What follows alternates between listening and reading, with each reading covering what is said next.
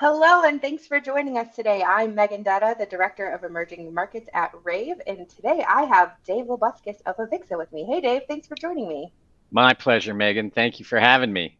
Yeah, we're so happy to have you here. So let's just get this out of the way. Yesterday, NIB, Enterprise Connect both canceled their 2021 shows. The question everybody wants to know, does that have any impact on InfoComm 2021 in person in Orlando? They canceled their shows? Yes, breaking news. Thanks. No, and yes, let's get that out of the way. No, it does not. That they didn't include me in their decision making. I don't know what the basis of their decision making process is or how they go through that process. But and and I certainly respect their right and privilege and responsibility to make the best decision they can for their events, their audience, their marketplace. Um, here's what here's what we believe. We believe in the resilience of our community. We believe in and are certain of the desire for people to get back together again. And we believe that this year is going to and has been unlike any other year. There's my first cliche of our conversation. Um, but we can't cancel our way forward. There's evolving challenges within the world, and uh, it's my second cliche. With challenges come opportunities, and so as we approach Orlando and the end of October, I can tell you with certainty that the show will look completely different than any other InfoComm we've ever had. Um, but I can also tell you that commerce will take place, that smiles will be shared, that people will be joyful together and reconnect and do business and celebrate and find the opportunity in those challenges with the support of each other. And provided that we can deliver that in an environment that is responsible, I can't imagine a higher responsibility than that for Avixa. So yes, we are having the show, and no, those cancellations do not impact that decision. So today's September 16th. The show's six-ish weeks away, 5 weeks away. In your honest opinion, how confident are you that will be an in-person show? 100%, 90%, 80%? Obviously, we're going to be able to watch this later. So if you are a gambler, what are the odds that InfoComm is happening? Well, you should ask me gambling questions when we're in Vegas. This is an Orlando year. Uh, you know, if anything has been reinforced for us, it is that the greatest sign of hubris is to suggest that you have 100% certainty. Here's what I'm 100% confident in. I am 100% confident in the fact that we can deliver an event that delivers value to all the participants. I am 100% confident in my team and the commitment they have to this event. I am 100% confident in our focus on health and safety and our attention to detail and our ability to organize a responsible event that gathers people together. Am I able to anymore say I'm 100% confident of anything that's going to take place at the end of October? No. Am I gambling, man? I am in my personal life, not in my professional life. I am a planner. I am a organizer, and I'm a leader. Um, I know you want me to give you a hard answer so that we can all go back and listen to this again a month from now or a year from now. I'm 99.999% certain that we will be in Orlando together at the end of October. Um, I'm also certain, well, I'm also 99.999% certain that it'll be a little more pleasant weather than the last time we were in Orlando. And I'm looking forward to that. I'm 100% certain about that weather part. Well, but you can't be, right? True. So, Touche. you know, my crystal ball was fuzzy pre-pandemic, and it's certainly gotten more fuzzy now. But I think I think what we have to recognize is, and this is what we've been telling people for months, for years, is that when we get back together, it will be different. And we've all said that, and we've all experienced it. We've all experienced it in one form or another, whether it was getting back together at church, or getting back together at school, or getting back together at the park. Um, Things are different, and so let's not let's not compare InfoComm 21 to InfoComm 19 so much. I recognize people are going to do that, and I respect that.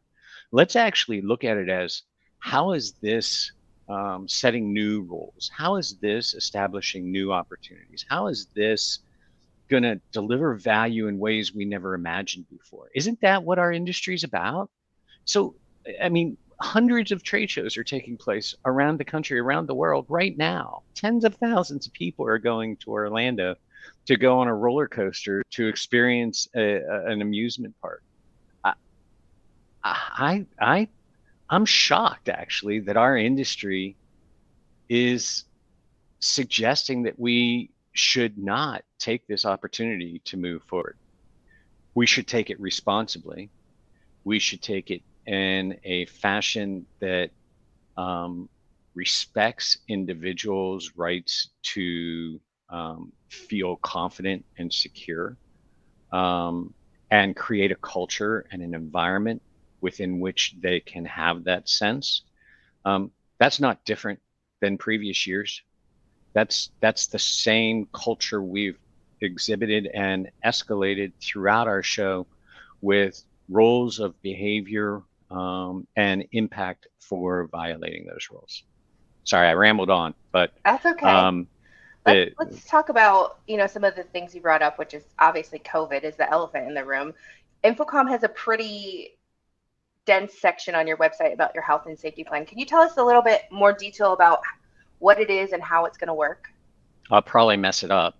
Some of the some of the details are still being worked out. I mean, at a very high level, and I actually take that we have a dense page with information there as a compliment, actually, and a Yes, that's reaffirmation how I meant it. of our commitment to delivering an event that can be as safe as it possibly can be.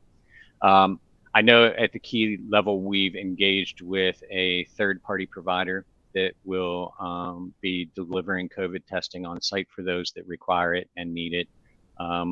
We certainly would recommend that those that can and want to, that they, you know, avail themselves of their local capabilities prior to arriving at the event.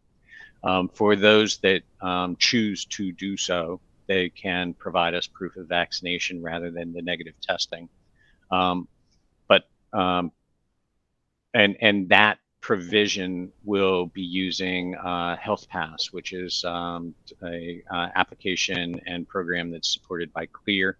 And that's the same company you see at airports, you see it stadiums, and a number of other places that have added convenience with regards to getting through security, et cetera. They've also implemented this capability where you can upload your proof of vaccination, and then it'll provide a QR code and a green, red, I believe, type thing, which we'll be scanning at the entrance to the event. And how are you communicating? Like, how are you communicating this to attendees besides it's on the page? Is it when they register, they have to check that they agree to this? Are you sending out emails, Twitter, all that kind of stuff? Yeah, I don't know about the Twitter. I suspect we will. It seems like we tweet about everything these days, don't we? Hmm. But I actually received an email today from InfoComm as an attendee, registered attendee, that had the details with regards to the Clear Health Pass. Perfect. It's really simple. You go to the App Store or Android App Store and download the app, and you upload a picture of your card, and it's there. There's a whole series. It's interesting actually over the last 6 months or so, because I started looking at this application. That then is the number of events that are using it in this fashion. If you haven't done all of that when you show up, not that anybody we know would ever show up at a trade show without having registered or printed their badge or done the things they should do. But if you haven't done that, then you'll be able to do it when you're there. But I mean, we're going to encourage people to do it in advance just because it's going to make their entry into the event easier and smoother.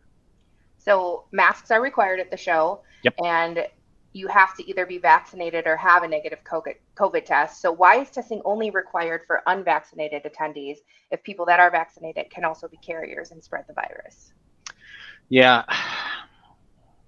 So this question gets to the whole definition of risk, right? Which is another question that I get with regards to is it safe for me to attend, kind of thing.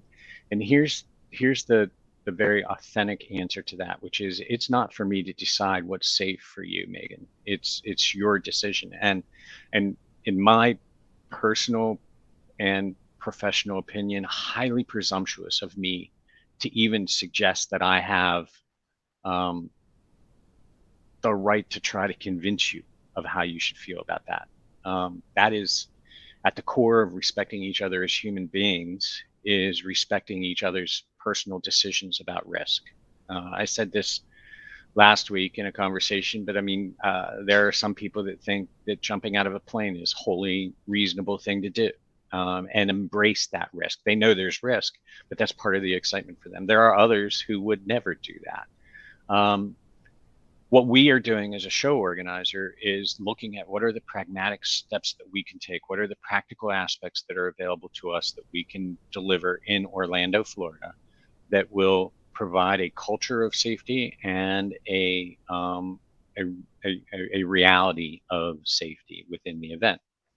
And what we looked at managing those is what is the data saying about the risk of infection to vaccinated individuals, and what is the data saying when you layer onto that social distancing, and then what does the data say when you layer onto that masking? And when you start to add all of that up, it's and this is a dangerous thing for me to say out loud, but there becomes a point of diminishing return with regards to safety, right? So there's a cliche of belts and suspenders, right? There's a point where you're incurring unreasonable limitations that aren't adding that much benefit. And when we looked at the capabilities that are out there, we looked at the mitigation that's available to us. This is where we've settled in. If it's not good enough for you, then I respect that. But it is absolutely, I find, reprehensible that people are judging each other based on their definition of risk. And maybe that's because within my own life, I have a spectrum of people that are on complete extremes and everywhere in between with regards to their definition of risk. And I love them. And that means that I should respect how they define risk and respect how they manage that for themselves. What I can do is create an environment that I think meets a practical space for a majority of people to be able to make a positive decision, and then come and extract all of the benefits from attending an event like this that they've been able to extract before.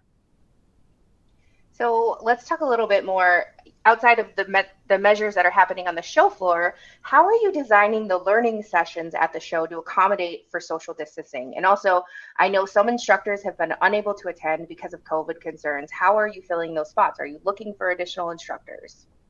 Yeah, we are distancing seating. That's easy to say. And we are requiring pre-registration this year.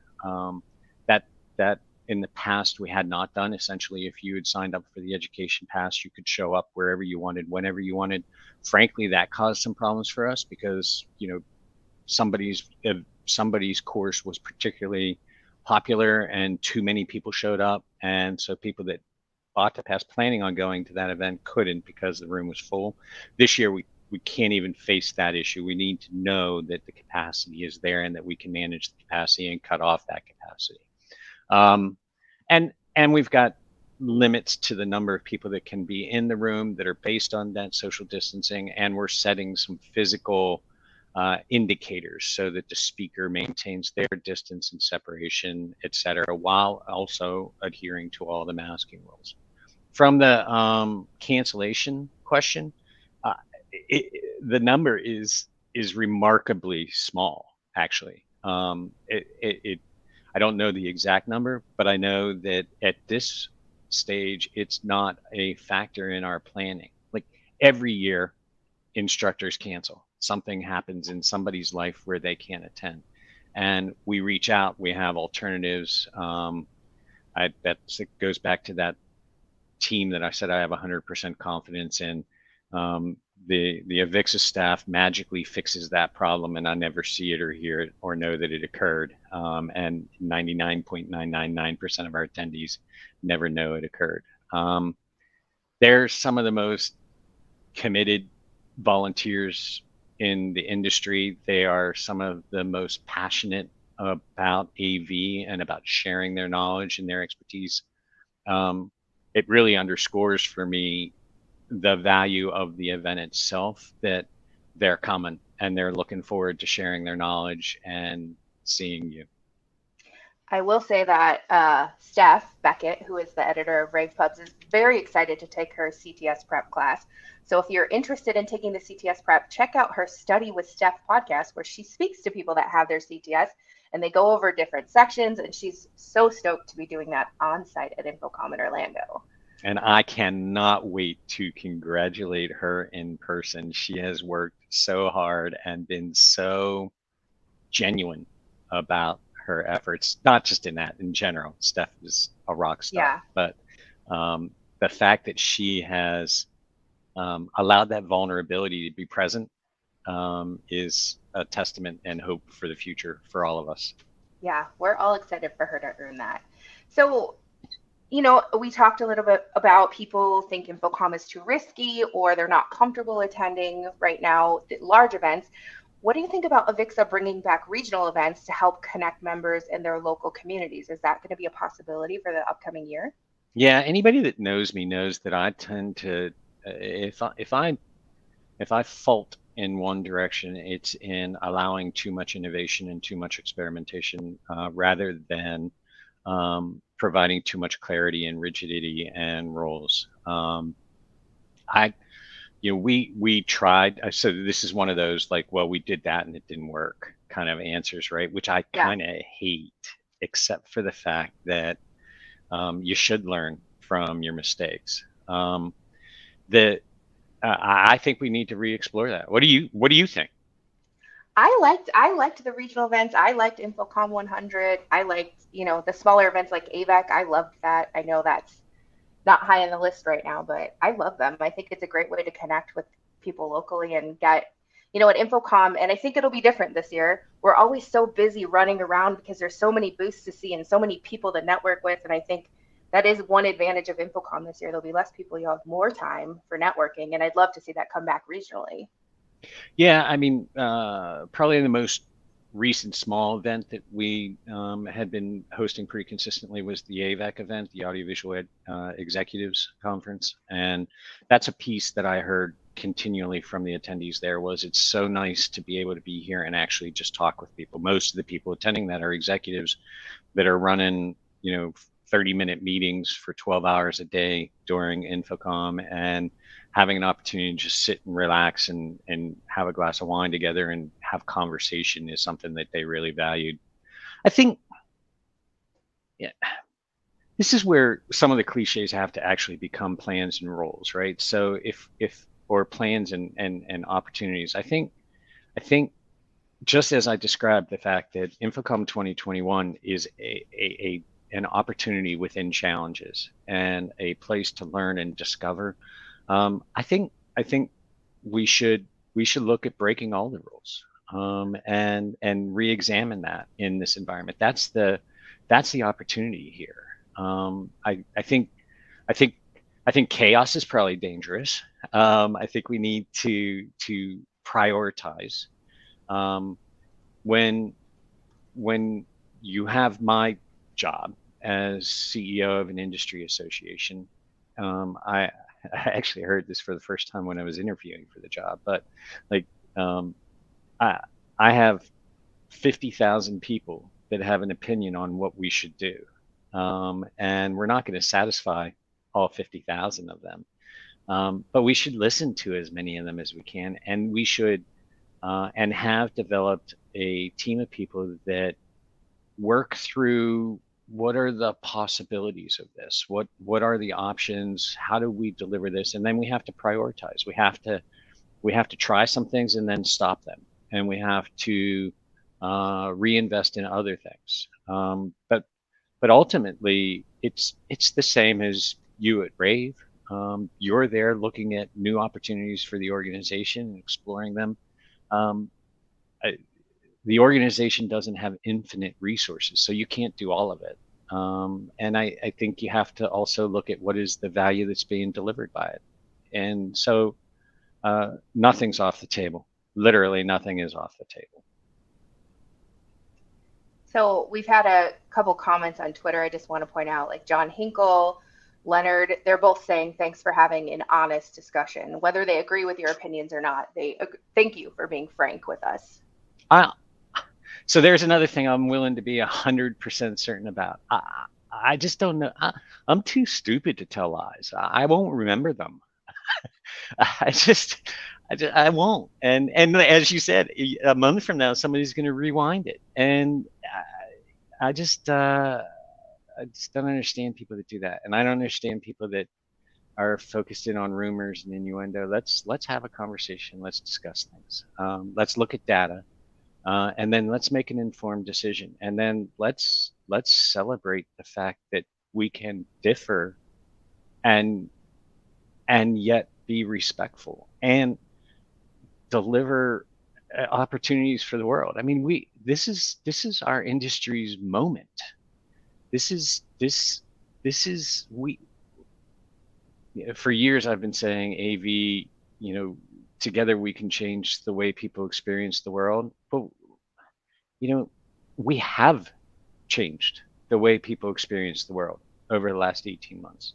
Now, frankly, I'm kind of anxious to do it face to face now. This is a joy, Megan, and it's better than talking to you on the phone, but it's nothing like being with you face to face. And it doesn't happen without scheduling and without planning and everything else that goes into this type of collaboration. And I personally believe we're missing something not doing face to face. And I think when we get together in Orlando, there will be less of us than were there the last time. But when I think back to my most valuable experiences at trade shows around the world, which I used to make a living doing, is the interaction with an individual. Like I literally did this last night as I was thinking about where we are and what's the right thing to do for this event. And I remembered he was probably a 17-year-old student in India that came up to me and wanted to take a selfie. And I loved that fact. I had to tell my son that somebody wanted a selfie with me. But secondly, he asked me, how do I have a career here? How do I get to where you are, Mr. Dave? That's a one-on-one interaction, right? That didn't need the other 15,000 people that were in the room to make that occasion special. I think of the times that I have stood and posed for a picture with somebody that just passed their CTS exam, or the times I've seen people throwing that CTS symbol down the hall like a frisbee, or the time that I posed at the AV tweet up with a construction hat on, like I was part of the villagers. Those are interactions that I think as human beings we need. And I think if we can have them in a place and in an environment that is reasonably and appropriately safe and responsible, why would we not do that? We shouldn't do it if it's not safe. And last year we didn't know. We didn't know enough to know what to do. And so there you err on the side of caution. Here, we are certainly, some people think we're erring on the side of the caution with the requirements we've put in. that's part of the job. I'm not going to make everybody happy. Somebody sent me a meme. I quoted this recently that, if you want to make everybody happy, sell ice cream for a living. Don't try to be a leader. That certainly is a career I could have in my household based on the level of appreciation for ice cream.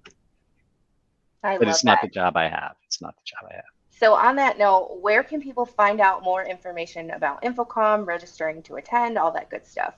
They should go to InfoCommShow.org as their primary source of information with regards to the event. And I guess I want to take an opportunity. I know it's not the question you asked, but I'm going to make sure and use that page as your source of truth as well, because we can't talk every day for an hour every day.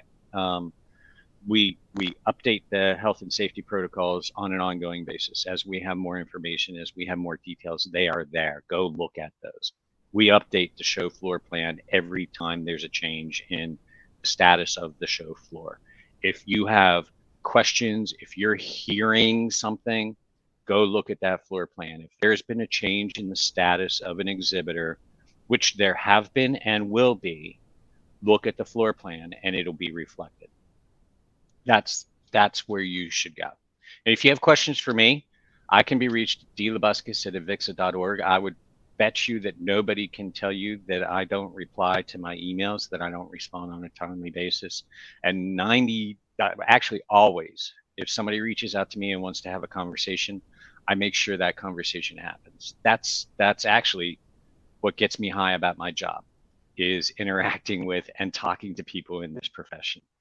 The rest of these kind of conversations, these details, these challenges, not so much the greatest part of my job, but interacting with people, hearing your opinions and trying to serve you, that's what Avix is here for. That's what I'm here for.